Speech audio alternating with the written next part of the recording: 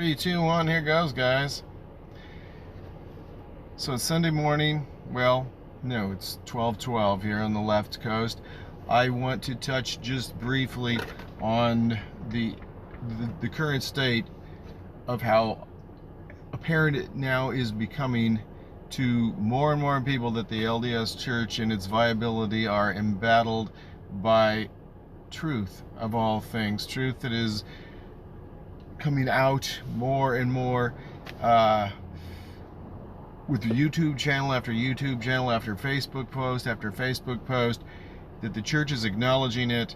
The fronts that the church uses, you know, in some of their unofficial apologists, whether it's Fair Mormon, whether it's Kwaku, whether it's Saints Unscripted, or whether it's the Brethren themselves, or even the Joseph Smith Foundation. Faith crisis is it's a hot topic. It's a hot topic, and they're using the usual dishonest and unkind techniques. And I'm going to take a look at a number of videos here rather quickly. This is my bread and butter time. I probably shouldn't be doing this right now, but it is what it is, and it's Sunday early afternoon. I think I should get something out on this. So I'm going to take a look at some material from eczema, from John Dehlin, from Kwaku's channel. What is it? Stone 16, the 16th Jaredite stone. Yeah, that's all real stuff, right? So and the question of that eczema is talking about, and that John Dehlin mentions, regarding, do you leave the LDS Church? What do you do once you find out that you've been lied to? Does it matter? And Lexi put out a video specifically on this. There are some points I wanted to make that I think should be addressed, and that is more in depth the harm that Mormonism does to people. God, this is annoying. Why do they? Yeah, isn't that terrible? Anyway, you're not gonna be looking at me much again. So we're gonna get into their videos, and let's do that now.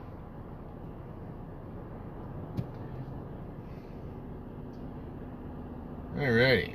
So here's what I've been looking at, and we're gonna go into my history here. Too bad I interrupted it with a bunch of Three Amigos stuff, because I wanted to pull a little clip just for humor, and I couldn't find it, but it was fun anyway. So, this chick's leaving the Saints Unscripted. Good for her. Of course, she didn't say anything bad about them, but who knows why she's leaving. Alright, her thing was, you know, just a lot more credible. She does actual credible stuff, in my opinion. Although she did defend the church in ways that I think are untenable. I know are untenable. Alright, let's get straight to eczema Lexi. And she's telling us, and you know, even my recent video on, you know, Hallie Everett's realizing how full of crap the church is, and so she's doing something on the gospel topics essays, because she believes in informed consent. And John Dehlin here mentions informed consent, so maybe we'll go to John Dehlin first, and then eczema Lex, because she's got some worthwhile things to say. John just further incriminates himself, in my opinion, mostly, although not everything that he says is something that I disagree with, but I'm going to take issue with him in this video he did here. It's like a 5-hour video. I only listened to a little bit. He's going to do a nice interview with these, an interview with these nice people. But before that, outside of it. So, having said all that, Mormon Spring, it's awesome. Happy to be back. And there is a Mormon. Here, I'm gonna pause my own thing because I got ahead of myself. Okay. Okay, so we're back, and we're using this portrait modality rather than landscape because I'm going to do a little bit of reading off of one of my web pages. At any rate, so at first here, I like what John's saying, and then we're going to get into where I really differ with him, having to do with what we do once we find out a little more clearly what the LDS Church really is. Is of the Church of Jesus Christ of Latter-day Saints, for better or for worse, and more people taking back their lives, becoming spiritually and emotionally and psychologically awakened, and taking control of not living the lives that someone else wanted them to live or that they inherited, but instead living the life that they want to live. And I'm calling it the Mormon Spring. We're seeing many people wake up, and it's really exciting. And when I say wake up, I don't necessarily mean leave the church. At Mormon Stories, we literally don't care. I literally don't care if you stay or leave the church. It is all about, do you have informed consent when you're in church, when you're born into the church or raised in the church or convert to the church? Is it done through informed consent? And then, well, obviously it's not, but I really differ with him here. It does matter. It does matter. If you're helping the LDS Church still exist, you have blood on your hands, and I'm gonna get to my webpage on that particular subject to address that more fully. I just can't stress enough that it's not okay to just say, hey, as long as you're informed, do whatever you want to do. No, if you're doing anything to allow this horrible organization to continue to affect people, you have blood on your hands. That's what I maintain. Okay, so we're about to take a little look at a video that xMolex made on to resign from the LDS Church or not to resign. Go through that actual process to get your name off the list. And she brought up a lot of good points there. She brings up a lot of good points in a lot of videos, concisely, well presented, and usually in 15 minutes or less. Recently we had John Dehlin begging for money when he already has like 5 years ago, he was already paying himself 70 grand a year out of the Mormon Stories Foundation, right?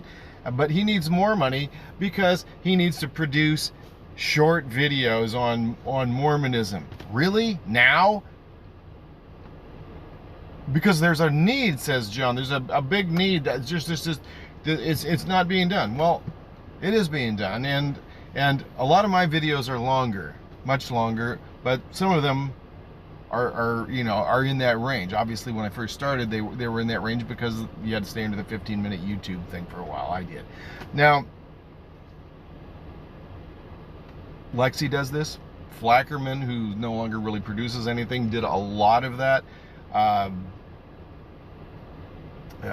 Emerging Photon brings up a lot of subject matter that you won't find in the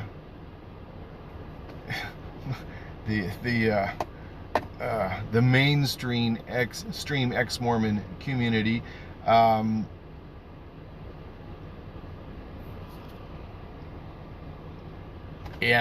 we're going to pull from one of hers where she just flat out catches John Dehlin and Mike Norton being, trying to use their acting skills to show how sincere they are about shit that, well, if they were sincere about it, or if John was, he wouldn't be saying, hey, whatever you want to do is okay. He'd be saying it's immoral to stay a member of the LDS Church. You have blood on your hands.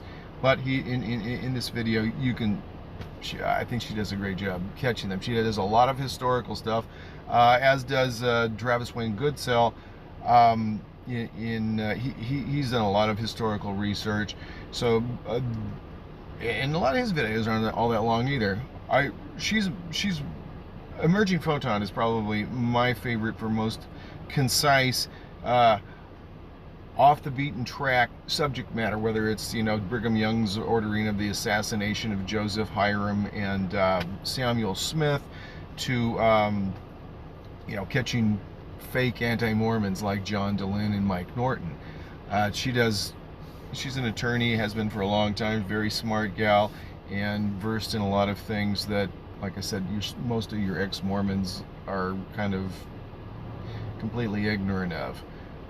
Most of them worship science and somehow believe that science is not a controlled narrative through its funding, like religion is, and they're wrong. Just one is part of a larger, they're both part and parcel of a much larger control matrix, which is something I point out in some of my longer videos. So, John Dehlin, once again, completely disingenuous. We know that he knows the Zelf on the Shelf crew. Doesn't bother to mention them. No, we need John. We need John to make short videos, and now he's an expert on things because he's interviewed 1,000 people. Well, he's probably learned a few things, but he doesn't impress me. I think he's morally bankrupt for the reasons that I stated in the previous videos.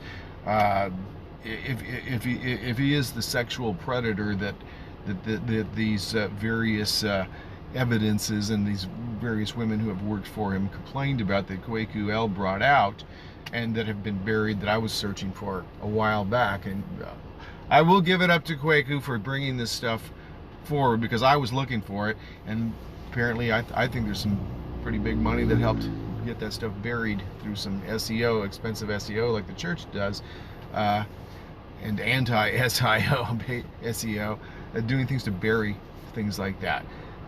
So, yeah,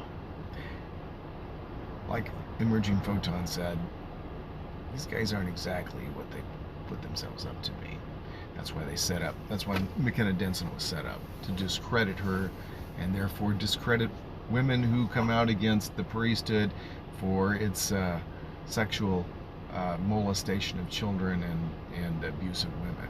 So, I don't think John walks the walk. No, I think that's why he didn't respond to those allegations. Instead, he said, "Oh, I'm so sorry, I was so racist," for what I addressed in the video the other day, which was not racist. They were actually very viable statements that he made in that, and it was just a bunch of promotional acting by these guys, by Kwaku's friends, you know, trying to give like third-party endorsement of this screen and this smoke and mirrors bullshit that the token white boy, pro LDS guy in that video was proposing. So if you look at that video, what was that, yesterday or the day before or something, you will see that you know, that I nailed down the techniques that they're using to be deceptive, and how this works versus the facts. So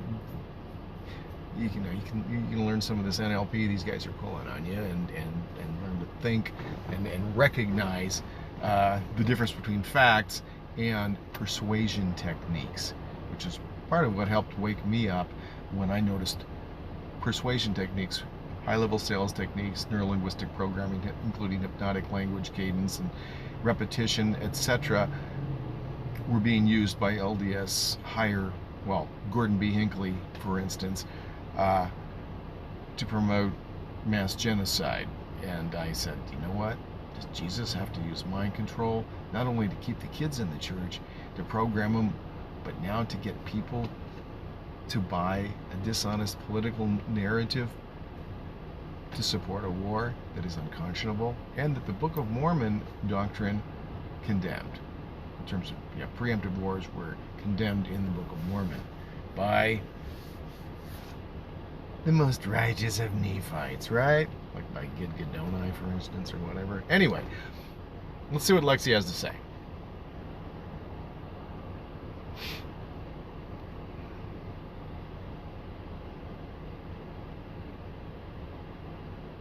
The church, will my family be notified? From what I have heard from others, no, your family will not be notified. If you are a minor, your name will no longer appear on your family's tithing settlement information, But from what I've been told, if you're an adult, that information doesn't appear on their tithing settlement anyway. However, I think it's always possible that your bishop could tell your family if he knew them and decided to tell them or wanted to tell them. So personally, I think that if it's absolutely crucial to you that your family not know you resigned from the church, then you probably shouldn't do it. And that's okay. Another question I get a lot is, what is the point of resigning? Does it matter? So in my opinion, yes. So let's talk about why I think it's important to resign from the church if you feel safe and comfortable doing so. One, to get the church to leave you alone. Even after we had requested no contact, they were still contacting us. I can think of at least 3 separate times that they contacted us within like a month or 2 of us requesting no contact. And since resigning, they have left us alone. For me, having them try to get my children involved is what really pushed me over the edge. I absolutely did not want them sending anything to my kids. So Yeah, so earlier in this video, and like I said, it's, you know, what she got, like a 10-minute video? Easy to watch. She mentions that right after they told the bishop, hey, you know, we want no contact, the primary president, or was it the primary teacher, whatever, you know, anyway, is contacting, leaving stuff for her kids, little coloring bags, little, you know, it's like yeah, what is it, like the Pied Piper, you know, it's like yeah, like one of those movies. Anyway, just bait for the children.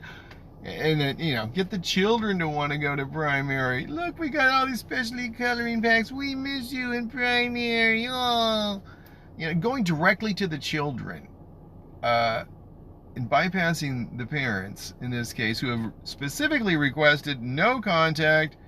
That's pretty invasive. So that's nice that she brought that out. of your life is important to you. Oops. Sorry about it. If I resign from the church, will my family be notified? From what I have heard from others, no, your family will not be notified. If you are a minor, your name will no longer appear on your family's tithing settlement information. But from what I've been told, if you're an adult, that information doesn't appear on their tithing settlement anyway. However, I think it's always possible that your bishop could tell your family if he knew them and decided to tell them or wanted to tell them. So personally, I think that if it's absolutely crucial to you that your family not know you resigned from the church, then you probably shouldn't do it. And that's okay. Another question I get a lot is, what is the point of resigning? Does it matter? So in my opinion, yes. So let's talk about why I think it's important to resign from the church if you feel safe and comfortable doing so. One, to get the church to leave you alone. Even after we had requested no contact, they were still contacting us. I can think of at least 3 separate times that they contacted us within like a month or 2 of us requesting no contact. And since resigning, they have left us alone.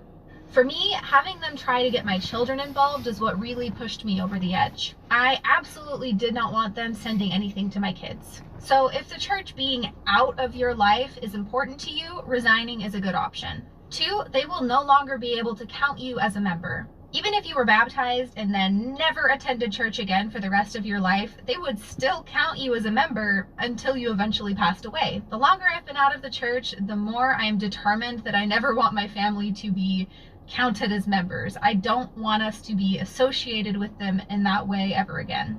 3, beyond just merely being associated with them counting you as a member keeps their numbers higher. The church's growth rate has been slowing down every year since about the 90s. That means they're baptizing less and less people. On top of that, many people are leaving the church, but not all of them are formally removing their membership, meaning that the church still counts them as members. Oops. We'll be right back. Anyway, so the church is over here like, hey, our church is growing, even if the growth rate is 0.6%. If more people who left the church actually resigned, that growth rate could disappear, or maybe even become a shrinking rate instead. And personally, lastly, it's just incredibly freeing. Okay. Well, I think I think she's wrong on that. I think there definitely is a actual shrinkage rate as far as active and tithe-paying LDS membership goes, and the reasons I believe that to be the case is that every stake I have ever lived in was formerly growing, and the growth was evidenced by the fact that they were building more chapels, more meeting houses. Meeting houses have chapels, classrooms, cultural halls, bathrooms, bishops' offices, clerks' offices, whatever. But so meeting houses actually, or stake center, these are, your regular Sunday. God, this is so annoying, this format. Anyway, evidenced by more wards also. More wards. Stake is being reorganized. We're growing, baby! Well, they're being reorganized again because they're shrinking. They're shrinking. Okay, so first stake I was in, original one, yeah, they actually formed their own stake, broke away from the previous stake, and then now they've been absorbed into a different stake because they're shrinking. Oh, but it's just because there's less activity at Vandenberg. Is that? I don't know, there's always some bullshit excuse, right? Yeah, so that's what happened there, right? Nevertheless, there has been growth in terms of more houses being built, population growth in these places, but no. Okay, the Delmar stake, it was growing. We built they built the meeting house in La Costa, which, by the way, the landscape is filled with weeds, or it was recently when I checked. I took some photos, should be showing them now, but and they probably uploaded to the cloud, I don't know. Anyway, yeah, like 30-inch, 24, 30-inch, 30, 31, whatever it takes, inch weeds. Why is that? How does that happen, right? I mean, shouldn't we be setting the example for the community, the white picket fence, the perfectly mowed lawn, like Spencer Kimball was telling us, so people will see our great example of the Lord's people. But they don't even keep the grounds decent at the church in La Costa. I'm not talking about in Compton, people. I'm talking about La Costa, okay? It's in the Delmar stake. The Delmar stake of Zion, one of the richest stakes in the frickin' world. Wow, I didn't drop the F-bomb. Okay. One of the richest stakes in the world. You got Rancho Santa Fe, Olevenhain, Delmar, Carmel Valley, La Costa, Encinitas, Cardiff by the sea, where the Cardiffians. Okay, my friend is the bishop of the Cardiff ward that I've served in several countries with. And by the way, I've had breakfast with him. I've had lunch with another LDS active guy, and friends. That I'm not out here allied with Satan, trying to attack my friends, right? I'm just sharing the fact that they're misinformed. And I mentioned earlier, or in a recent video, that another friend of mine I discovered, who was also kind of a neighbor and lived in that back on street and back. I always wondered if he figured out the church was full of shit and quit. And guess what? He had his name removed, like she's talking about. So yeah, so the Delmar stake shrunk. My son's in another stake. The same stake I was in when I married my second wife. And oh, we were in the new ward. The new ward, the Scripps second ward. And all the women the women in the Mira Mesa ward were complaining because all the priesthood leadership came from the Scripps the rich fucking ward. Why is that? Well, they must be keeping the commandments better. If you keep the commandments, you'll prosper in the land. Book of Mormon promise, right? So that's called the gospel of prosperity, and it plays very well into the cult. So guess what? My son's in that stake now. Of course, he's bitch inside the Scripps ranch, right? That thing was funny, though. We're all like, we don't give a shit. Why are these women trying to get us priesthood callings, Like, We'd rather not have be the bishop or this elders quorum president or whatever, have all these extra callings. Well, my mom told me they reorganized the penis-skeetus. Did I say penis-skeetus? Penis-skeet. Penishood? No. Penis-skeetus stake. But it doesn't have as many wards. Is Zion shrinking? Is it shrinking? I'm pretty sure it is. That's why they had to reorganize with less wards there in the Del Mar stake, and then stake up there they got absorbed into the Santa Barbara stake. So, yeah, all these stakes I've lived in the United States are apparently shrinking. They're reorganizing, shrinking, and they don't even pull the guy. They don't pull the frickin' weeds in La Costa. That's ridiculous. I used to be like the building maintenance dude, the what do they call it anyway? You know, I did the inside, I did the outside, I did everything. They up north, right? That's when they paid people. Then they said, what? All you people that are paying all this tithing have all these callings, we'll do one more thing. We'll fire the fucking gardeners and janitors and let you take care of this too, because that increases the bottom line for the corporation. But Jesus wants you to do it. Well, maybe they're too scared they might catch germs, COVID from the landscape, or what? What is it? I heard that they go to church with masks on outside. Oh, well, I'm not going to get into that shit right now. Anyway, reasons to quit the church? Yeah, they actually are shrinking, Lexi. That's what reality shows. The overall numbers, the people you can count. Hey, you can count. They can count me. I haven't resigned, and that's going to be part of my video or my pitch.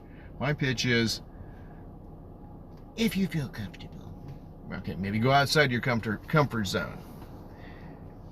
If you're not going to be overly traumatized, instead of resigning, why not force your excommunication? John Dehlin said in this Mormon spring thing, he mentioned there's like 7 major excommunications or church disciplinary councils or courts of law going on that he's aware of right now. There should be a lot more than that, but this is for apostasy, not for, we'd like to excuse the Aaronic priesthood and have only the brethren of the Melchizedek priesthood here in this beginning of priesthood meeting thing because, okay, all the priests gone.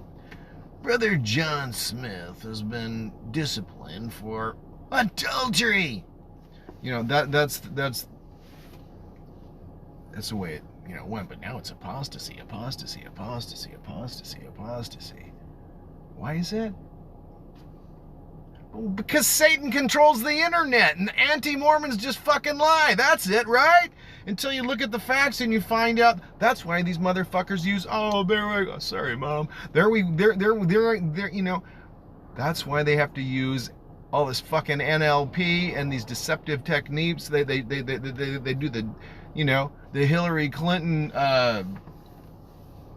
or Donald Trump, or Joe Biden, or George Bush is too stupid. I'm talking about GW. His dad had some brains. These pivots. Bill Clinton. He is the best. You think Hillary's good? Bill is the best pivot man ever. I saw somebody stand up and start talking about the redwood, up there where they like worship Moloch and sacrifice people in the belly of Moloch and have run around, a bunch of boys naked. Some guy stands up and says, "Have you ever been to the what is it called anyway? Didn't one of the didn't Wilford Woodruff or some of those guys go there? Well, anyway, he goes, "Oh, you mean where all those rich Republicans get naked against the redwoods? No, I've never been there, but you should try it. You'd get a lot of fresh air." And as the security hauled the guy off for bringing up the Bohemian Grove, right? Oh well, too many subjects here, too many rabbit holes. So yeah, my contention is, if you can deal with it, if you can deal with whatever trauma may be involved, why not force your excommunication? Overload the church with excommunications, and if you're temple endowed and have the priesthood, it's my belief that you're going to have probably the entire High Council and at least one member of the stake presidency, probably the entire stake presidency there, plus maybe your bishop accusing you. So unfortunately, I put my friend in a tough position there because I met with him, you know, and you know, he said, you know, a couple things, and he said, well, how'd you meet, you know, this girl? And I said, oh, my channel. I go, you know about my channel, don't you? And he goes, yeah. And I go, you know what it's about? And he goes, I imagine you want to take down the church, Dave. And I said, that's right. And I said, yes, that is correct, Kevin. I want to take down the church. So I told my friend, who is who is a bishop, and I believe he's the bishop of where I take my mail, like right there, yeah, you know, at box 666 2033 on the 33rd parallel in Cardiff by the Sea with a 007 zip code 92007. Yeah, that's about as apostasy as you can get. Why haven't I been summoned? So then right there, I'm sitting there and I see these Mormon missionaries, 4 of them, with chalk on the sidewalk. They draw the Mormon plan of salvation thing. You know, here's how you know, we're in the pre-mortal existence, and you know, and then we came to earth, and then, you know, we can go to the celestial kingdom if you're Adolf Hitler or Bill Clinton or Donald Trump or Joe Biden or Hillary. Or 98% of everybody else too. But all you got to do is belong to a church other than the LDS church. Yeah, that's actually, if you read section 76, that'll do it for you. Yeah, go to another church or screw somebody without a license. You know, fornication has to be under consent of the king, but the acronym becomes a dirty word even though it's the only church-approved sex. Is it too early for a beer? Anyway, I guess that might help me wrap my head around that bullshit too, right? So they draw up this, you know, celestial, terrestrial, celestial kingdom. Then there's outer darkness. If there's, you know, for me, guys like me, we're outer darkness. We don't get resurrected and get to go to a minor heaven like, you know, Adolf Hitler, Mao Zedong, and Raul and Fidel Castro and all these people. No, we're worse. Well, we're in business with Satan, right? By telling the truth about Jesus and his business partner, Satan, who helps be the boogeyman to drive people into the church. Okay, so I see these guys out there, and so I just go, I played a little bit dumb. I was like, oh, what's this about? You know? I didn't say I don't know anything. I just kind of acted like, tell me about it. And they're like, oh, you know, started to tell me. And then I started pointing out some little problems in the theology there, right? You know, like, why do we need a savior? There's an interesting one. Jesus is my savior. From what? Well, if you think about it, from the wrath of God. And why do we have the wrath of God? Well, because there is a law irrevocably decreed from before the foundations of the earth, you know, upon which all blessings are predicated. We read in section 130, where it also redefines the Godhead. And apparently, God is not as powerful as these laws, which pretty much is what the Book of Mormon teaches us, somewhere between Alma 40 and 42, that mercy can't rob justice. In other words, God says, I'll forgive whom I'll forgive. But of you, it is required to forgive all men. Sorry, girls, just men. Could it be all mankind? No. Why would it's not that way with Adam and Eve. Adam's, you know, he's only accountable for his own sins and not Adam's transgression. But Eve, sorry, ladies, you're all inferior and cursed. That's why you can't speak in church. That's why you had to bow your head, say you obey, and on and on and on, because Eve ate the fruit that, you know, opened her eyes, and you know, through trial and error and difficulty, she would be able to progress. And she took that that difficult choice instead of just hanging out in paradise when reason was put before her in that, and so that makes her inferior. Whereas Adam was totally righteous and said, no, I'm not doing this, until he found out he wasn't going to lay that night when she said, I'm going to be cast out. You'll be all alone. So think about it. And he didn't think very long in that temple endowment, did he? No, he didn't. So Adam's motivation to make sure he was going to get some that night was more righteous than Eve, saying it's better that we should pass through sorrow, that we may know, the bitter from the sweet and all that stuff, right? So, yeah. So women are accountable for Eve's transgression or original sin or whatever, but men aren't accountable for anything in Mormonism except for, their own sins, because we're not hypocrites, right? Just like Negroes couldn't get the priesthood because Canaan was cursed for something he didn't do, but his dad saw his drunken prophet grandpa naked, so we'll just curse all these people. They can't have the priesthood. They get to be the slaves for the Jews. And yeah, the more you read about this Bible God, the more awesome he is, right? He's so righteous and fair and reasonable. And or you can just say, you know what, I can't do the mental gymnastics on this bullshit anymore. God's ways are higher than your ways. No. He's a psychopath. He's a misogynist. He's racist against everyone except for the Jews.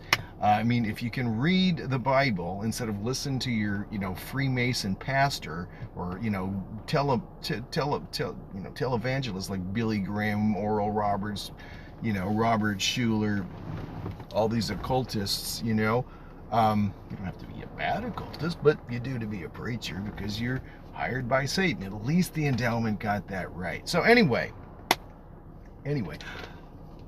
I went over a number of things. I pointed out, how Jesus lies to the brother of Jared in Ether chapter 3 versus what's in Moses chapter 7, and a whole bunch of other stuff, and just basically said, why can't God just forgive you? Why do you need blood? Why is blood atonement part of Christianity? Why is Christianity and why is Mormonism built on blood atonement? Why can't God just walk the walk and forgive people like he requires of you? But no, he's got to be paid in blood.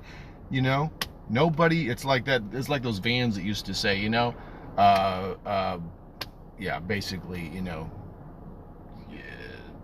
what, drugs, sex, or gas, money, whatever. Nobody rides for free. Nobody rides for free with the Israelite God. That's what it's teaching.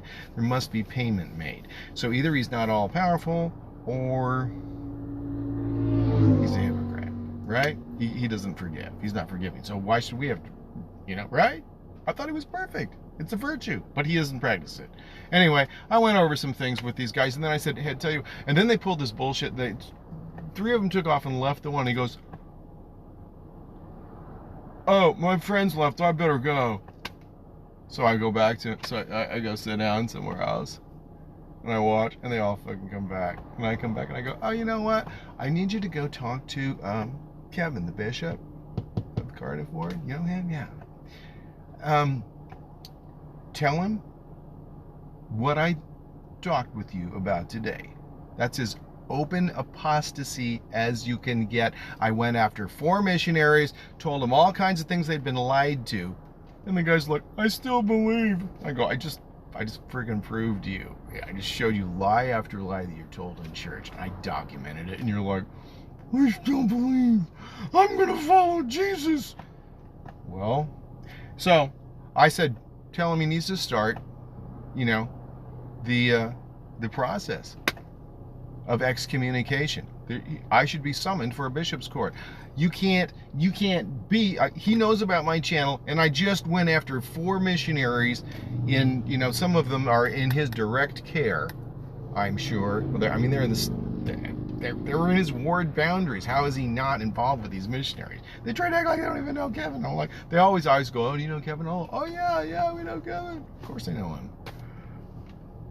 Right, anyway, so, nothing's happened. I'm sure he doesn't want to send me to hell, and that's probably what he believes. He's a very sincere person. How he doesn't I don't know what he's been exposed to. I've tried to expose him, even on Facebook, to expose him to it, not expose him. He is a good person. I will vouch for this guy. Like I said in the other video, I mean, he was the one person, well, maybe outside of family, one person when I said, hey, we're down here in Central America, and it's a rough start, and I'm worried, and, and all these rich people that been ward and stuff, and he wasn't even in my word. He said, hey, Dave, here's $100. So he's a solid guy. Also, the notion that everybody that leaves the church is just evil. It's not just a notion. It's not just culture. It's in the Doctrine and Covenants. So all this shunning culture comes out of doctrines. Like it's like what Lexi was saying in a very recent video. She goes, the culture. No, it wasn't Lexi. It was Haley Everett. She said, you know what? The culture, the problems with Mormon culture have a direct correlation to the doctrine. And yes, congratulations, Haley Everett. That was correct. Okay. Are we gonna see? I'll see a little more of what Lexi says, a couple more little clips, and then I want to take a look at my webpage. And I should have been working like 3 hours ago, but I worked like 19 hours yesterday or something like that. So maybe 17.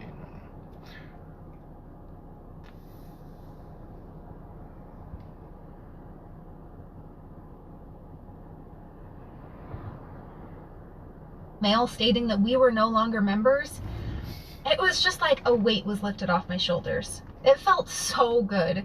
So if you have a lot of guilt, anger, anxiety, or just negative emotions surrounding the church, having your name removed from the records might be therapeutic for you or help bring you some closure. So I highly recommend it in that regard. Now, there are many reasons why a person might decide not to get their records removed from the church. It may be because they are physically in but mentally out. It may be because they don't want to hurt their family members, or because they're afraid of the way their family members will react. Or they may just simply not want to go through the effort to leave, and that's totally okay. I respect the decisions people make about this regardless of the reason. That's their business, and that's why I want to make it known that this is just my opinion, this is just my 2 cents. I do not represent all former Mormons. However, in my opinion, if you can formally resign from the church, you should. The Mormon Church has painted itself as the one true church on the face of the earth. It has preached the prophecy of the stone cut out of the mountain without hands about itself, saying that the church will grow to fill the whole world. The church itself and the members love to brag about having 16 million members worldwide, even though that's literally 0.2% of the world's population. And with the growth rate slowing as much as it is, it would be a real stick-it-to-the-man moment if that growth rate stopped or even declined. And why does this matter? Because the church that calls itself the one true church has been dishonest with its members. It has lied about its history. It has been racist, misogynistic, and homophobic, and even though in recent years it has attempted to cover that up or make it appear less obvious, it is absolutely still happening. This church is a cult, and the less support that they have, the less tithing money they receive, and the more people who are willing to stand up against them, even if all that means is resigning, is important and significant. So that's going to be all for today. Let me know your thoughts and opinions on this, and of course, please keep in mind that this... Okay. Next.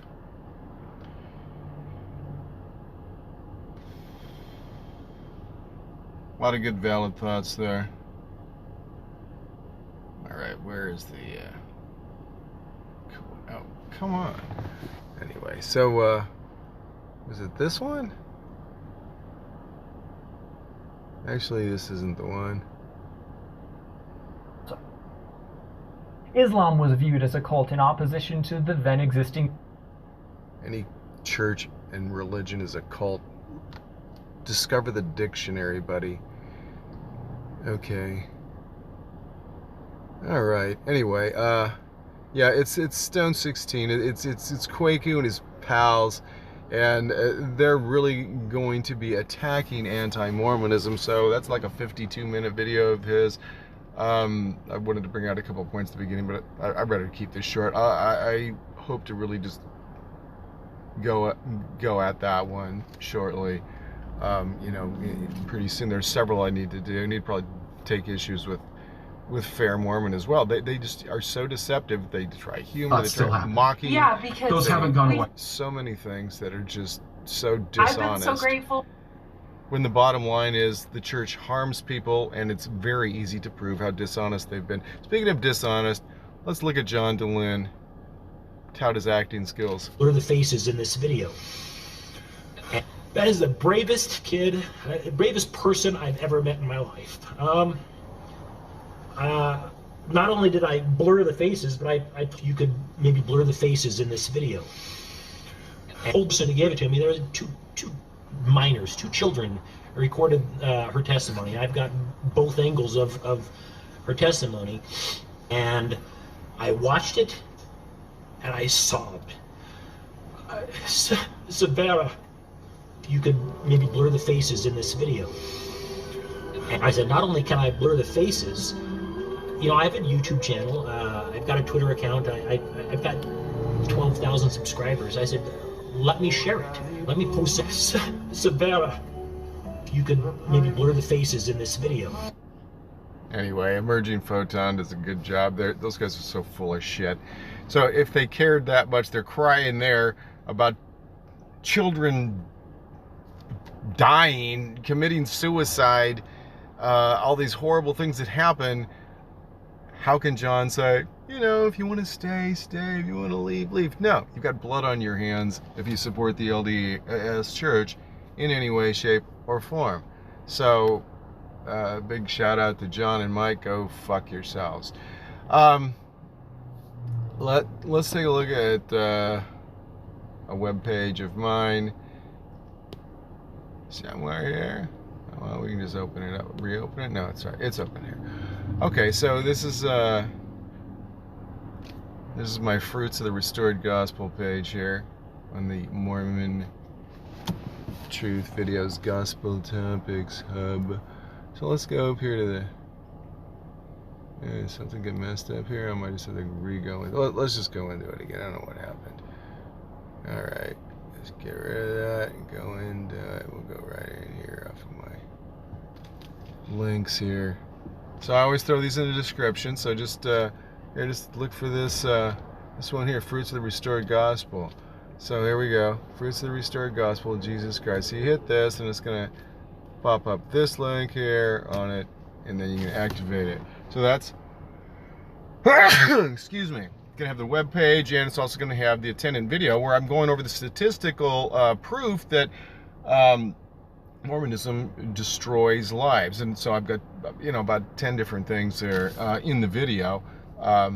You know, 10 different statistics, whether it's, you know, teenage suicide in Utah, which is like 2.5 times what it is per capita, I think, in California, to bankruptcies, foreclosures, you know, in all these Mormon states. Like you know, the top 10 Mormon states in in percentage population are just leaders in every category of. Is fucked upness a word? Yeah. So signs of distressed families. So yeah, when Lexi was saying, you know, the church that talks about you know, how families can be happy together forever and all these great things, it fucks up families. So here I'll read a little bit of this, and then like I said, the video I'm referencing, which I think I did a pretty good job here on a really short video, examining the fruits of the restored gospel. Here you'll see the statistical correlation you know, between Mormon population and bankruptcy, foreclosure, women on antidepressants, and teenage suicide. It's the #1 cause of death for children 11 through 17 in Utah. Not swimming pools, not, you know, it's suicide. Because these kids feel like crap about them. And it's not just, doesn't affect just children, but the statistical information, you know, regarding children just jumps out at you because of the horrible sexual purity doctrines taught by Christianity and the Mormon Church. All right, so here. I'll read a little bit of this, and then I'll leave the rest for y'all to check out. The fruits of the restored gospel, as manifested in Utah stats for teen suicide, antidepressant use, and opiate overdose, divorce, paid porn subscriptions, and pedophilia, obesity, and financial insolvency, as related to harmful teachings and practices of the LDS Church. So that's the title there. While the Church of Jesus Christ of Latter-day Saints, let me throw my glasses real quick here. I suppose it would be nice if I took the fingerprints off them, right? While the Church of Jesus Christ of Latter-day Saints markets the concept that Mormonism produces happy families in this life who are privileged to stay together after death and throughout all eternity for so-called faithful Latter-day Saints who unquestioningly obey the LDS hierarchy throughout their lives in the paying of tithes, the acceptance of calls to serve the LDS corporation without compensation, except for, of course, the six-figure rewarded corporate hierarchy called general authorities, adhere to the Lord's ridiculously substandard and flawed law of health called the Word of Wisdom, or WOW. The stats on issues, including many of those listed above, show the sad results of harmful teachings and practices built deep into the fabric, doctrine, and culture of Mormonism. Videos on this page will tend to be related to these issues.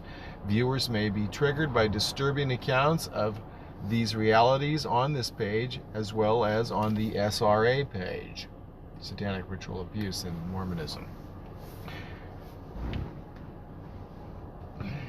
Fun fact, not fun, but related to that, my dear friend that I've referred to as Dodger Girl in the past had 0 LDS friends that were not molested by LDS priesthood. She grew up in Salt Lake City. The tragic results brought about by applying the teachings of the LDS Church are exacerbated by the mind control techniques used upon the members, starting in early childhood, impressing deeply upon the mind of the children and reinforced through hypnotic repetition while singing or chanting mantras, demanding them to follow the Mormon prophet who knows the will of the New Testament character Jesus Christ, to whom the children are programmed to believe that they owe their very lives to, for appeasing the wrath of their dear Heavenly Father by allowing Roman soldiers serving the Jews to murder him, so that his blood would make them clean and worthy to live with these gods and their families, as long as they obey their Mormon leaders, in serving as slaves to the corporate hierarchy all their lives, including leaving their family as young as 18 years old for 18 to 24 months, often abandoning and ruining romantic relationships, while wasting hard-earned life savings, all to promote this vampiric and parasitic religious organization, triggering depression, anxiety, and deep-seated guilt. Guilt is a strong tool used in suppressing normal sexual development and building feelings of unworthiness in Latter-day Saints as taught in LDS scripture and lesson materials, which bring greater subservience and loss of individuality and self-worth, causing members to feel greater obligation to serve the imaginary gods of the cult in order to obtain forgiveness and qualify for spiritual companionship, as normal sexual development and relationships are demonized and forsaken in favor of servitude to the Lord. Mormon leadership in times past touted health statistics in Utah, where many members live, and through avoidance of smoking obtained lower cancer rates. However, now the numbers for emotional and financial ruin in key areas listed above are no longer bragging points, as the toll upon the people becomes difficult to conceal. Some of the disturbing and telling numbers include the facts that suicide is the top cause of death in Mormon children ages 11 through 17, often caused by feelings of worthlessness for failure to be comfortable with themselves or comply with Mormon behavioral control, sexual purity teachings, and the subsequent public shaming of youth prone to normal and healthy sexual development, and social behavior where individuals are made to feel dirty for physical intimacy entered into without being in a state-licensed marriage. Financial burdens placed upon members by the prophets in the form of tithes and offerings as well as missions often become the straw that breaks the members' backs, causing bankruptcy, foreclosure, ruined credit, and stress, which helps end many marriages, along with the results of porn addiction brought on by the culture of sexual suppression in a society that has made cover-up of the church's priesthood pedophilia business as usual, along with victim shaming of the children and young women who are most often the prey of these predators in sheep's wool suits, especially in the state of Utah, a national leader in sex crimes. Yeah, the fruit of the restored gospel. Protected pedophilia of the priesthood. Hey, when your judges, lawyers, etc. are, sworn to the cult, how can they find otherwise? Because your first priority is to uphold your covenants. You must not come out against the brethren. Children are groomed for predation. And yeah, Travis Wayne Goodsell posted something today about they let off President Russell M. Nelson's child and her husband or whatever for the sexual charge, sexual molestation of children running a nursery school or whatever the hell it was. Yeah, because all of the children who testified, they just had false memories. That's what it was. Children are groomed for predation in Mormonism through subjection to one-on-one, closed-door worthiness interviews with middle-aged Mormon men acting as ecclesiastical leaders called bishops and stake presidents. Oh, look, there's the notification right there that Travis put up. Okay. So he's got two channels, I think, Travis Wayne Goodsell and TWG, so I would recommend taking a look at some of the things he's done. He's good on historical stuff. Anyway, middle-aged Mormon men acting as ecclesiastical leaders called stake bishops and stake presidents who ask sexually explicit and grossly invasive questions from ages as low as 8 years old. Children and adults are taught to confide details of acts categorized as sexual sin to the priesthood leaders, and then publicly shamed by being restricted for a time from certain activities which make it obvious to others that the individual is considered an unworthy person, thus magnifying stresses contributing to the mental health issues plaguing Mormon communities, and leading to the drug dependency, overdose, and suicide epidemic found in populations where Mormonism is higher in numbers or percentage, okay? Sure, these problems exist elsewhere, but if you watch that video, you will see a correlation there between Mormon percentage in a state and these they're always at the top in these categories that say something is really wrong in your family.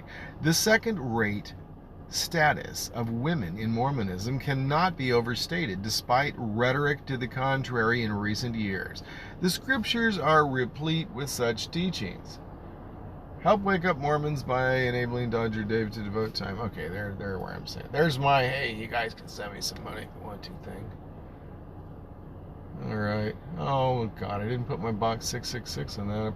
I don't have 302 anymore. So, I got 130 and 666 is a virtual, but the owner agreed to give me that. Some other guy that worked for him goes, I wanted that. Sorry, dude, I got it. Yeah, so, is that weird or what? I got 007 on the 33 zip code on the 33rd parallel, and I got box 666, and I got a 33 in the address. Hey, why is that? So I got a 13 in the other mailbox. So, yeah, watch the video, read the website, and read all the website, but just this page is what we're looking at this moment.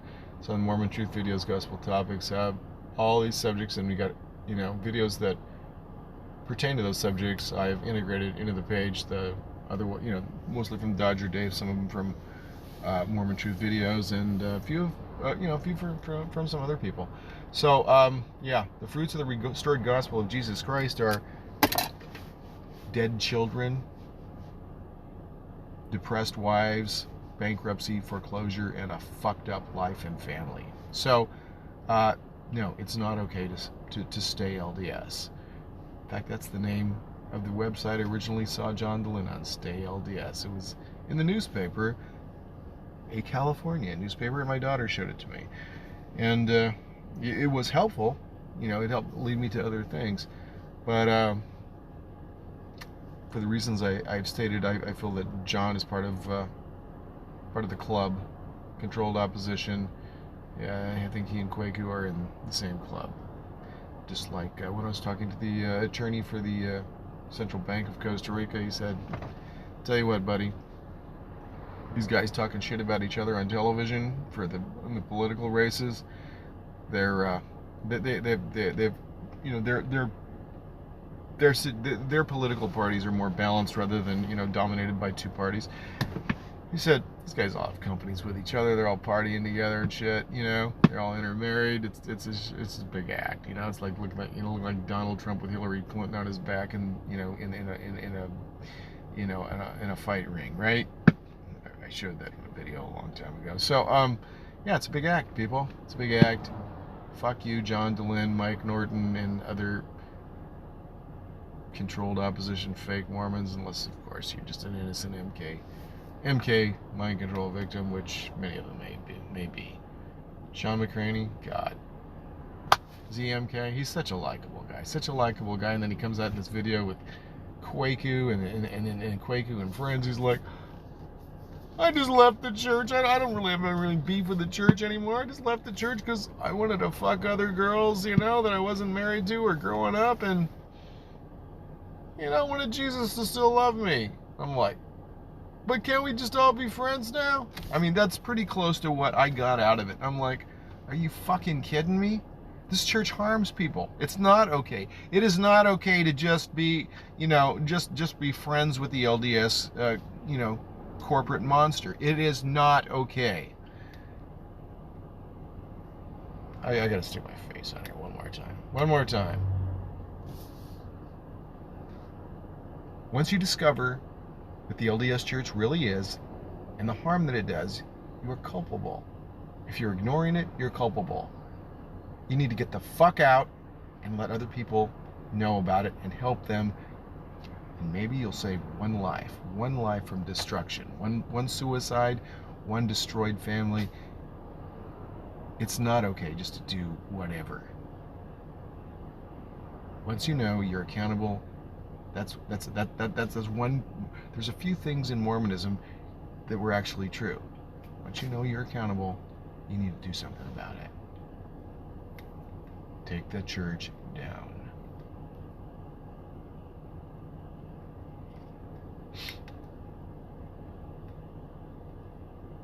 Now go desecrate the Sabbath, motherfuckers.